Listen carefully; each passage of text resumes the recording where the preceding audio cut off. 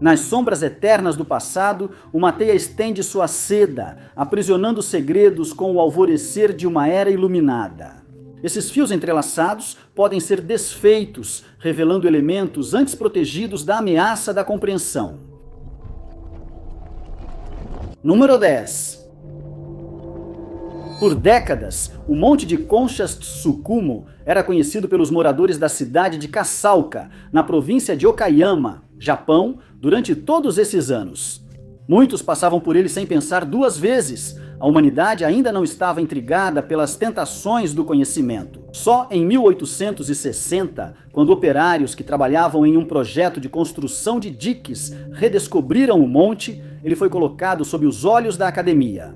Foram feitas pesquisas no local, mas nada significativo resultou delas. Só 55 anos depois, em 1915, é que a primeira escavação de Tsukumo seria realizada.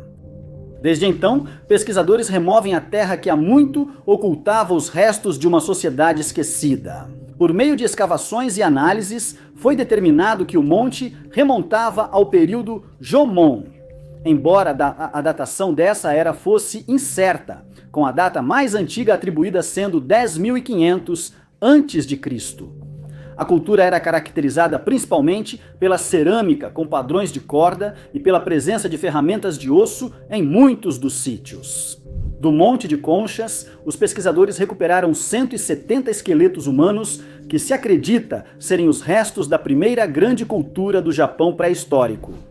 Cada indivíduo havia sofrido um destino único, mas nenhum foi tão singular quanto Tsukumo, número 24, que encontrou sua morte prematura. Em algum momento entre 1370 e 1010 a.C., entre a terra e outros corpos, havia o fóssil encolhido de um homem adulto que se destacava dos demais. Devido à gravidade dos ferimentos, havia muitas lesões traumáticas cicatrizadas na maior parte do esqueleto. Na cena, faltavam uma mão esquerda e uma perna direita. Enquanto sua perna restante foi removida e colocada sobre ele, com o pé apontando para a cabeça, a perna também havia sofrido danos graves. 790 feridas profundas e serrilhadas marcavam seu braço, abdômen e peito. Isso, junto com danos imensos à sua pelve, perna, ombros e braço, deixou claro que algo horrível e violento causou sua morte. Pesquisadores, intrigados pela gravidade dos ferimentos, começaram a tentar determinar o que poderia tê-los causado. Como a vítima foi enterrada em um cemitério comunitário, ficou claro que seu destino não havia sido uma execução intencional pelos líderes desse grupo. Ele também era o único com tais ferimentos enterrado ali, então também não se tratava de um ataque surpresa inesperado de um grupo rival. Ficaram perplexos. Os especialistas trouxeram ataques descobertos anteriormente do mesmo período, mas nenhuma das armas correspondia. Os cortes em forma de V sugeriam que uma lâmina de metal afiada havia sido usada, mas não existiam armas desse tipo disponíveis naquele período. Então, a constatação assustadora surgiu após especialistas analisarem de perto relatos e vítimas de ataques de tubarão atuais. Eles encontraram algumas semelhanças angustiantes. Seguindo essa intuição, pesquisadores e cientistas analisaram mais de perto e o mistério do destino de Tsukumo, número 24, começou a ser desvendado. Quanto mais eles investigavam, mais pistas encontravam para apoiar sua teoria. As marcas de ataque pareciam ser consistentes com aquelas feitas por tubarões tigre ou tubarões brancos, já que ambos dominam as águas do Japão. Foram considerados os candidatos mais prováveis. Antes dessa descoberta, a vítima mais antiga conhecida de um ataque de tubarão era quase 1000 anos mais jovem. Essa conclusão para o mistério solidificou a posição do número 24 nos livros de história, já que ele foi nomeado a vítima fatal de ataque de tubarão mais antiga conhecida da história. Número 9. Percebendo sua tendência instintiva e natural de voltar para casa, as civilizações antigas aproveitaram as habilidades notáveis do pombo-correio.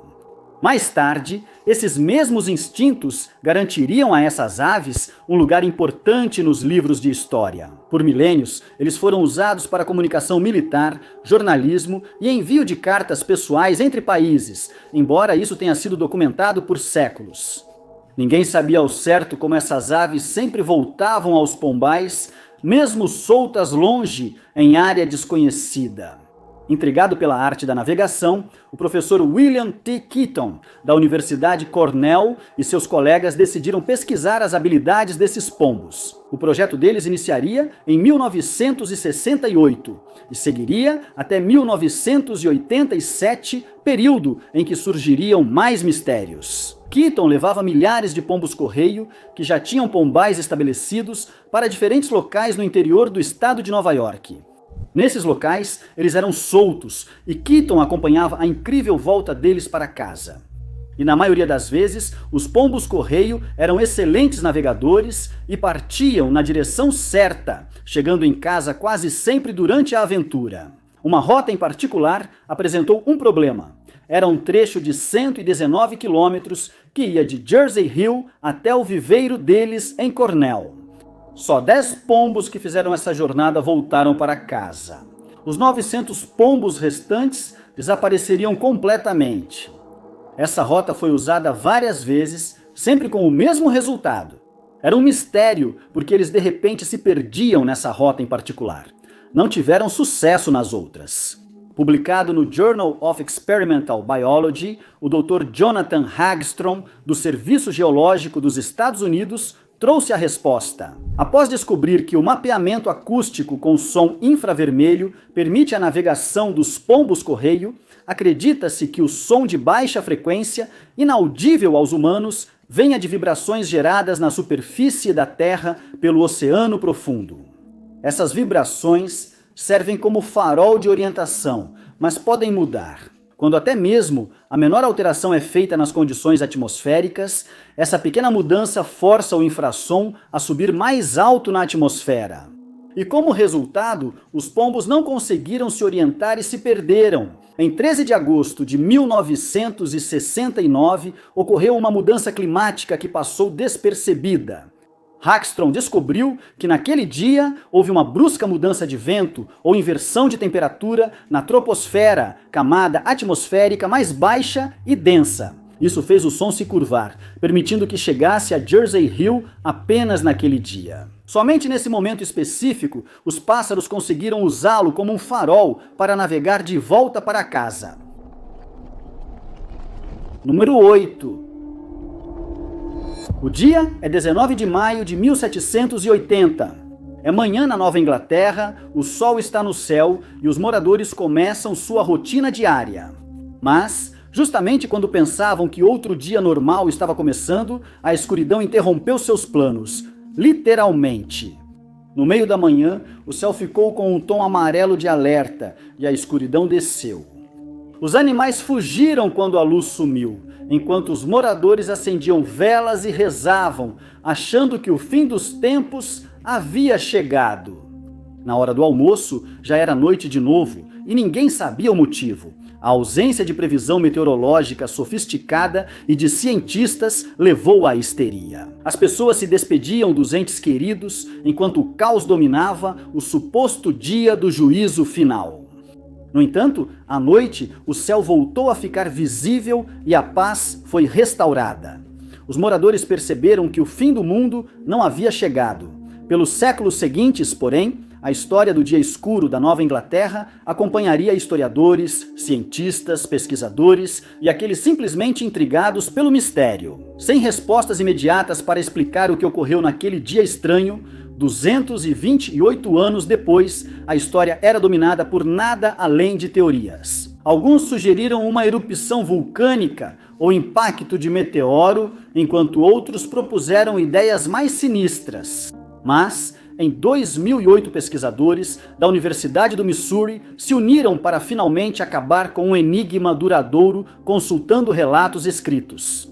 Eles descobriram que no mesmo dia, lá no Canadá, outro evento angustiante estava acontecendo. Haviam incêndios florestais massivos, devastando a região, queimando as florestas e reduzindo casas a cinzas. Ao estudar relatos e os anéis das árvores danificadas pelo fogo, percebeu-se que o dia escuro da Nova Inglaterra foi, na verdade, causado por colunas de fumaça dos incêndios florestais do Canadá. Número 7. Na década de 1980, auge do Garfield, uma praga misteriosa se espalhava pela Bretanha, França. Um rosto laranja, contorcido em um sorriso provocador, dominava o trecho da costa. O rosto era do Garfield. Ele virou um telefone fixo como mercadoria. Fios, telefones e o corpo do gato amante de lasanha estavam cobertos de areia. Moradores locais os encontravam frequentemente e, ao vê-los, jogavam fora ou faziam souvenir. Eventualmente, ficou claro que ninguém queria mais nenhum daqueles telefones fixos, quebrados e trazidos pela maré. Foram enviados telefones e equipes para limpar a praia. Dias depois, a praia estava limpa do Garfield, mas logo eles retornaram. O rosto do gato laranja espiava de sua meia tumba arenosa com um sorriso zombeteiro, como se dissesse: "Não vai se livrar de mim tão fácil de novo." Os limpadores de praia iniciaram sua missão, limparam a costa e descartaram ou destruíram os telefones, mas seus esforços foram em vão. A mercadoria retornou. Pelos próximos 30 anos, esse padrão se repetiria, tornando-se um mistério desconcertante. A poluição era um incômodo visual e não se sabia a origem dos telefones Garfield.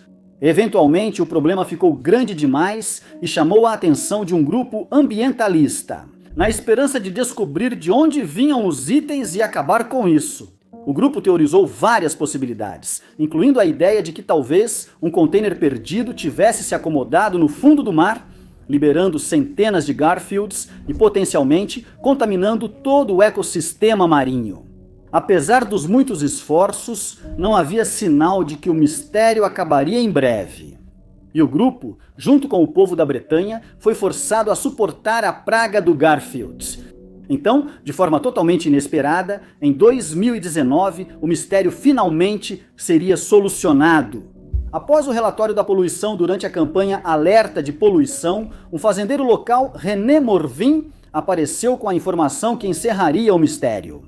Ele contatou a líder do grupo ambiental local e a encontrou na praia. Ele contou que nos anos 80 ficou curioso sobre os telefones laranjas na costa. Após uma grande reportagem, ele e seus irmãos investigaram a situação. Segundo Morvin, escalaram a área rochosa de uma praia, acreditando encontrar a origem do enigma, e conseguiram. No fundo de uma caverna marinha, havia um container de metal com rostos de Garfield laranja brilhante espalhados. Morvin levou os pesquisadores até aquela mesma caverna e lá estava a origem de um mistério que durava 30 anos. Número 6. Grandes indivíduos do passado buscaram inaugurar avanços e abrir caminho para um futuro melhor em prol do progresso da sociedade. Não nascemos com aviões, carros e barcos. Alguém teve que se arriscar nessas empreitadas pela primeira vez, e muitas vezes essas pessoas se sacrificavam no processo. Em 1897, balões de ar quente foram precursores das aeronaves modernas, num caso não intencional, porém definitivo. No dia 11 de julho daquele ano, Salomon Augusto, André Newt Frenkel e Niels Strindberg, 3 exploradores suecos, embarcariam na Águia, balão de hidrogênio planejado para voar do Polo Norte de Svalbard ao Canadá ou Rússia. Infelizmente, nenhum deles, nem o balão, retornaria. A expedição ao Ártico fracassou porque André ignorou vários sinais de alerta. Controlar o balão, mesmo que parcialmente, era essencial para uma viagem segura. Porém, a técnica da corda de arrasto dele foi ineficaz. Ainda pior era o fato de que a Águia havia sido entregue a André diretamente dos fabricantes, sem testes suficientes. Depois de apenas 2 dias, o balão de hidrogênio cairia e o destino e localização dos exploradores viraria um segredo, conhecido só pelo gelo. Durante 33 anos, a expedição de balão ártico de André permaneceu apenas como lenda, histórias fictícias e advertências, um mistério por décadas. Em agosto de 1930, o suspense chegou ao fim, mas não foi um final feliz para sempre. Depois daquele mês, um grupo de caçadores de morsas da Noruega partiu em uma expedição para a ilha de Vitória, uma extensão rochosa coberta por 250 milhas quadradas de gelo ao nordeste do arquipélago ártico de Svalbard. Enquanto escalavam as rochas irregulares e atravessavam o gelo escorregadio, o grupo encontrou algo totalmente inesperado, destacando-se na brancura. Era um barco, ou o que restava. Perto dali, encontrariam 2 corpos de homens. Um mês depois, outra equipe foi até a área onde um terceiro indivíduo foi encontrado. Na área, os pesquisadores começaram a coletar vários itens espalhados. Entre os artefatos, havia diários com anotações que detalhavam uma experiência angustiante. Com base nas descrições e fotografias tiradas por Strindberg, o mistério foi desvendado.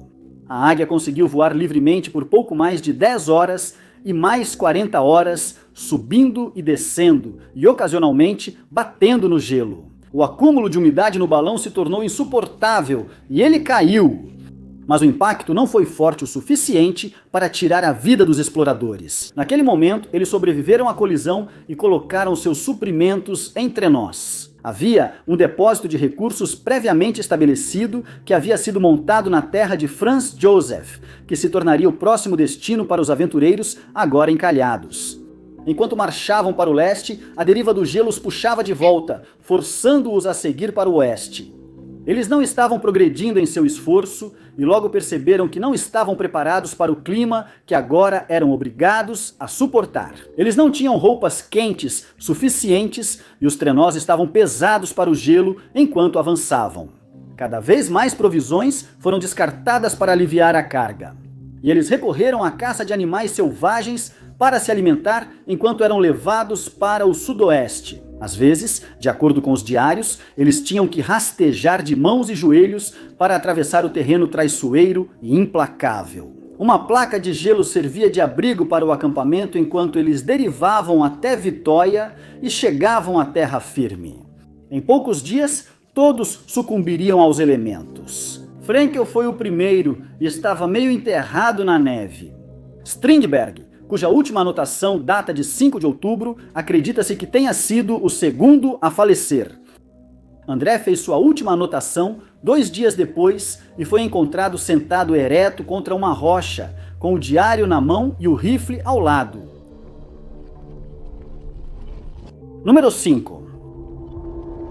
A pandemia de gripe de 1918, também conhecida como gripe espanhola, foi um dos eventos médicos mais fatais da história, tirando a vida de cerca de 50 milhões de pessoas em todo o mundo em seu primeiro ano. Por décadas, a causa e a gravidade do vírus permaneceram um mistério. Aceita-se que os primeiros casos surgiram em um acampamento do Exército dos Estados Unidos da América, no Kansas, em março de 1918. A Primeira Guerra Mundial, o excesso de pessoas, deslocamento de tropas e imunidade fraca aceleraram a propagação do vírus.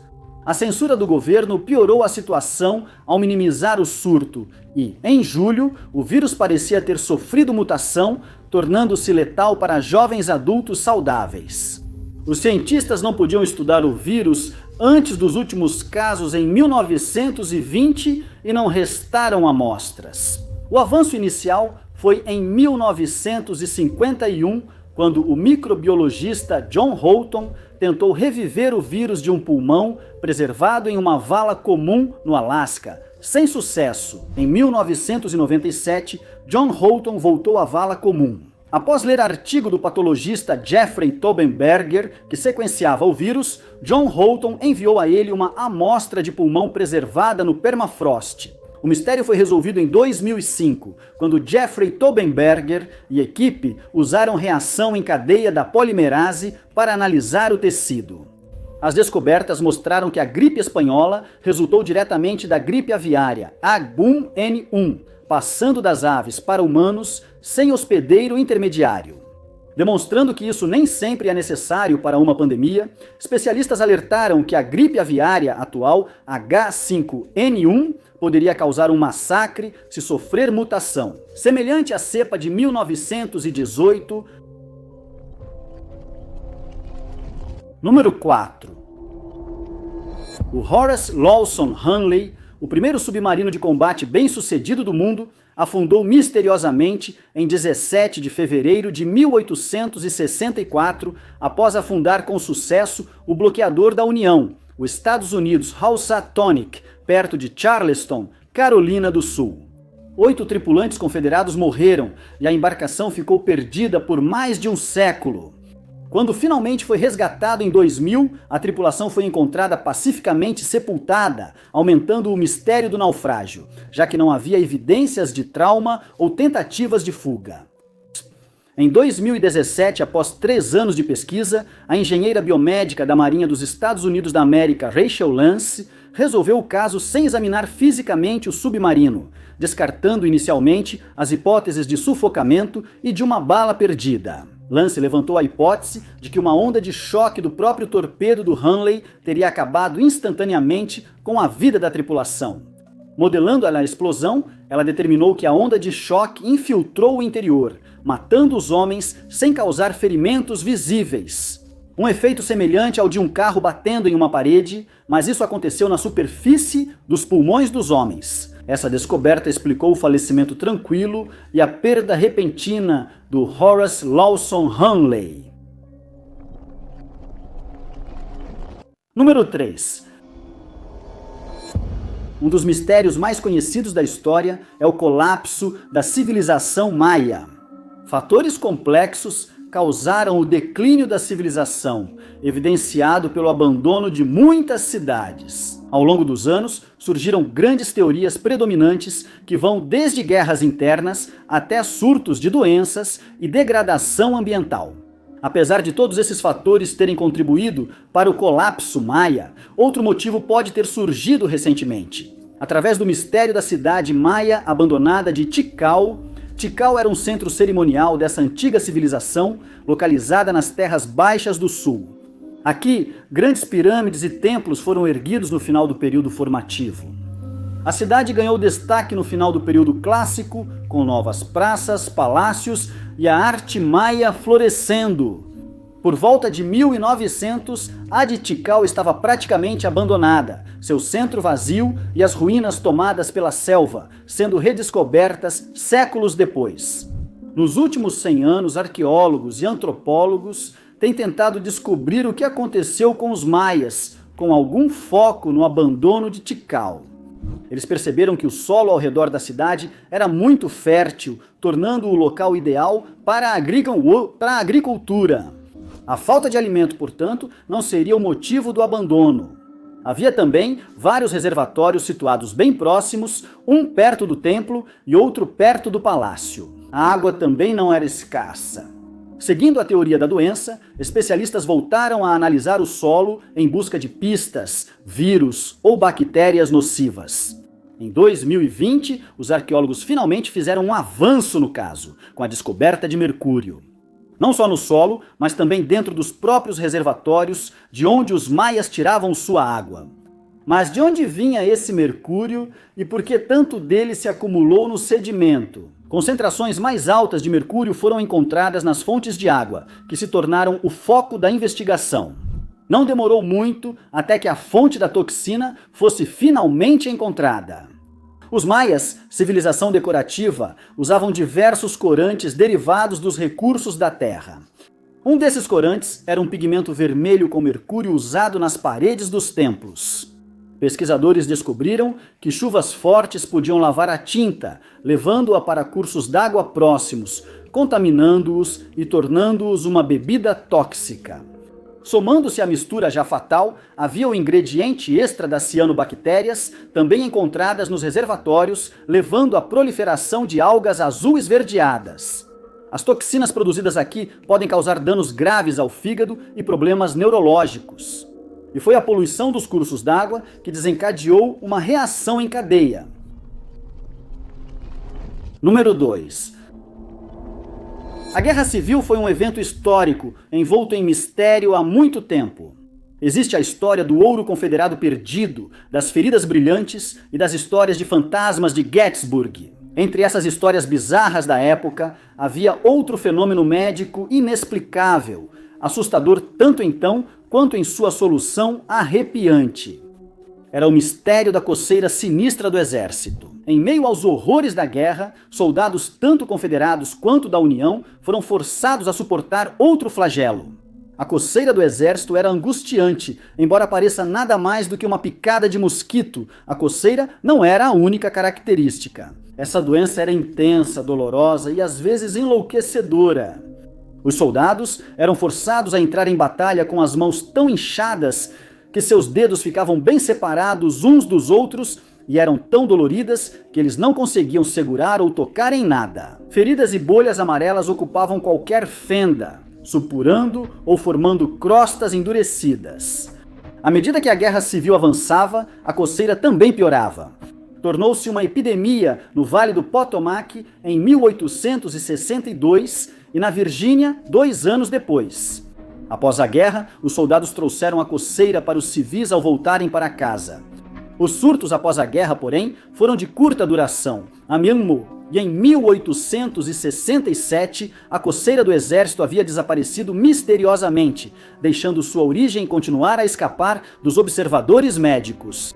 A epidemia permaneceria um mistério assustador por mais de um século, até que pesquisadores, determinados a resolver o enigma, finalmente chegaram a uma conclusão. Relendo as anotações do pessoal médico sobre o erro e analisando fotos da epidemia, os especialistas finalmente chegaram à sua conclusão. Em 2006, seus esforços culminaram em um diagnóstico final. A coceira do exército foi um caso assustador de epidemia. A escabiose é uma infestação contagiosa da pele. Ácaros minúsculos se enterram na pele, causando coceira e erupções. Soldados com essa infecção coçavam e cutucavam as áreas afetadas, causando infecções secundárias que geravam feridas inchadas e com secreção. A ideia de sarna também era apenas uma teoria naquela época, mas acabou sendo ignorada e muitos ficaram sem tratamento. O retorno dos soldados, que agora podiam tomar banho e se limpar, acabou livrando-os da infestação, com muitos recebendo tratamento para uma doença que os médicos só podiam supor qual era. Número 1. Em 2004 e 2005, uma escavação arqueológica desenterraria um antigo mistério. Durante a escavação em um cemitério de York, na Inglaterra, arqueólogos fizeram uma descoberta inesperada e perturbadora. No cemitério havia 80 indivíduos, quase todos do sexo masculino. Cada um deles foi vítima de uma morte violenta, com 46 corpos sem cabeças. Curiosamente, a decapitação parecia ter sido feita com cuidado, e as cabeças foram colocadas entre as próprias pernas ou sobre as pelvis. Os arqueólogos determinaram que o cemitério foi usado pelos romanos nos séculos 2 e 2, 1 DC. No início, surgiram muitas perguntas, especialmente depois que foi descoberto que apenas 18 das vítimas nasceram em York, e o restante veio da Grã-Bretanha e da Europa continental. O mistério em torno da natureza dos enterros também persistia, mas o maior enigma de todos era a gravidade dos ferimentos que marcavam seus ossos. Desde a descoberta, sabia-se que esses indivíduos tiveram vidas violentas, mas a causa da morte e dos ferimentos nos ossos era desconhecida. Só em 2010, após uma análise detalhada desses decapitados, suas identidades encerraram um mistério antigo.